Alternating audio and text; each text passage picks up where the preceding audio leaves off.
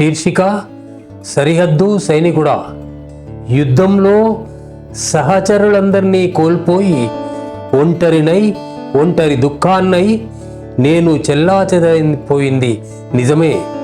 అయితే ఈ కొండల్ని అడవుల్ని ప్రేమించిన వాణ్ణి నన్ను తన ఒడిలోకి తీసుకుని ఓదార్చకుండా ఉంటాయా?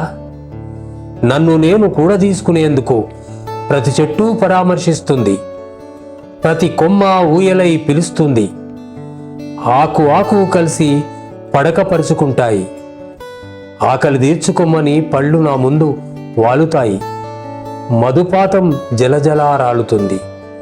దప్పిక తీర్చుకొమ్మని చెలిమెలూరుతాయి. ఈ అడవి నాలో కొత్త శక్తిని నింపి, ఈ కొండలు ధైర్య కవచాన్ని తొడిగి యుద్ధానికి సన్నద్ధం చేస్తాయి. శత్రువు నన్నెన్నిసార్లు నిధనించినా నా జన్మభూమి కోసం మళ్ళీ జన్మిస్తూనే ఉంటాను. సరిహద్దు వైపు మార్చు చేస్తూనే ఉంటాను.